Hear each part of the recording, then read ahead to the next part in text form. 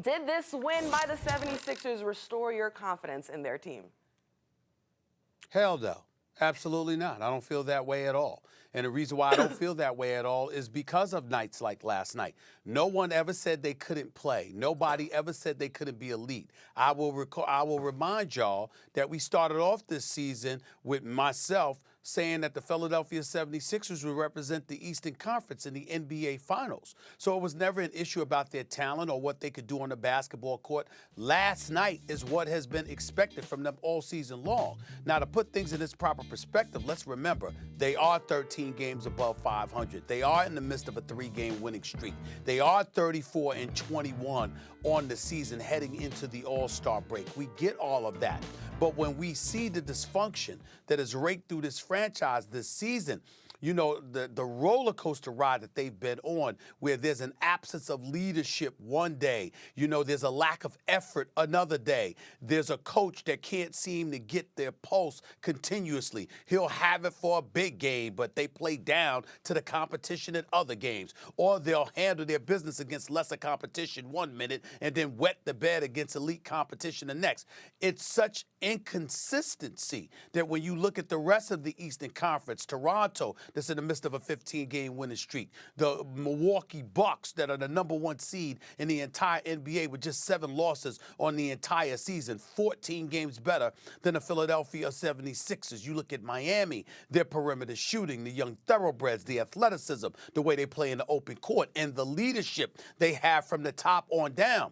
The fact of the matter is, when you look at the Philadelphia 76ers and you see a performance last night, it's further evidence that things ain't right. Because what are you doing having the trouble that you have been having from a leadership perspective, from a continuity perspective, you know, from all of those things?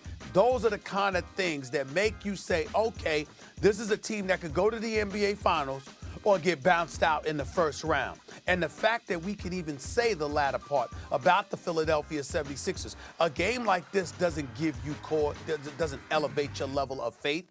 It gives you cause to pause, makes you look in their direction and say, what the hell has been going on in the city of brotherly love? Why the hell have y'all not been handling y'all business on a more consistent basis? That is what I got from last night's win over the Los Angeles Clippers. Yes for an answer? Take yes for an answer. This was your preseason pick. No. You bought high and you're selling low. I told you yesterday.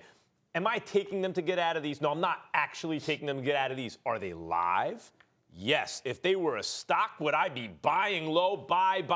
As I said yesterday, already paying dividends. They just beat the Clippers, who I believe are going to win the whole thing. Look, the Sixers, by the way, are a bad matchup for the Bucks. I mean, like, they match up defensively well with the Bucks. If I were Milwaukee, I would be looking at Philadelphia like maybe that's not the team I want. But Stephen A., the thing that you're noticing that they are capable of playing like this breaks down really evenly. They're 25-2 at home now. 25-2.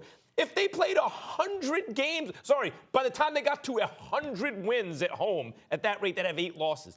It's ridiculous how good they are at home. On the road, you're right, they're bad. It's Jekyll and Hyde. It's the most extreme home-road split ever, 9-19 on the road. And that doesn't say great things about the overall mental makeup of the team. And look, Joel Embiid, this is a franchise that trades his best friend on the team, right? If he loves playing with Redick, he's gone. If Nerlens Noel is his guy, he's gone. Jimmy Butler, obviously, he's gone. So he's been going through it this year, and as on paper, their best player heading into the year, I think Ben Simmons has been their best player. That's a lot. You know, and so hasn't handled it perfectly, but we see he didn't have a great game last night, missed some free throws, but he had a good game. He was good last night. We see what a good Joel Embiid means. Ben Simmons, good grief. This dude, let me tell you something. You can't play better defense on Kawhi than that. Kawhi Leonard's still going to get his because he's so physically strong, you know, and he's in his prime. But Ben Simmons is coming. That guy was great last night. Josh Richardson comes back from the hamstring. He hits some threes. Yes, he's inconsistent there, but he's a good overall player. As you know, Stephen A., this Sixers team is breaking down in a way. When you break it down, rather, you see the entire playoffs, they may only have to win 2 road games to get out of the East. It may come down to them winning. If they have home court in the first round, can you win a road game in the second round and in the conference finals? One? Because they may not be beaten at home. That's how good they are. That's like they unlock their full potential at home. Stephen A., can they steal a road game in the second and third rounds? Well, Max, if I had the luxury of saying may or maybe as many times as you just did, I mean, I could get away with any take. The fact of the matter is that I'm taking the position that this team doesn't give me a lot of reason to have faith in them, because when you think about teams that have that championship medal inside of them, it's a huge question mark when you see a roller coaster ride emanating out of their franchise, and that's what I'm talking about here. If you recall, I am the one that sat up there and said I ain't touching Joel Embiid and Ben Simmons together. You're the one that's willing to sell one of them off. You have always been of that nature. You didn't point to Brett Brown. That would be me. Yeah, to be specific, it was Embiid that you said, not Simmons. But you talked about how they both cannot coexist together. You talk about getting rid of one of the players. I talk about the coach, because I'm saying with that level of talent, good coaches, if not great coaches, in the NBA can make that work. They can find a way to make that work where the Sixers will be more consistent and where they would be better. Now, I'm not advocating, to be clear, I'm not advocating that Brett Brown be gone. I'm saying that just like the players got to step their game up, he's got to step his game up as a coach and recognize the talent he has available to him. That's a fair criticism about Brett Brown. If you need great players, maybe you also need better than just a good coach to go all the way or to get to the finals. But Stephen A., when you talk, I never said Embiid and Simmons can't coexist. They coexist extremely well, in fact. What I'm saying is to unlock Ben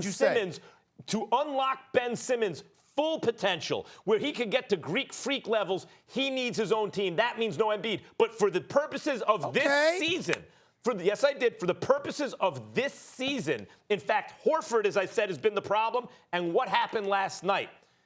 Horford off the bench. Horford has been the guy gumming up the works, and they let Embiid and Simmons play without him, and you saw the results. That's coaching. Thanks for watching ESPN on YouTube. For more sports highlights and analysis, be sure to download the ESPN app. And for live streaming sports and premium content, subscribe to ESPN+.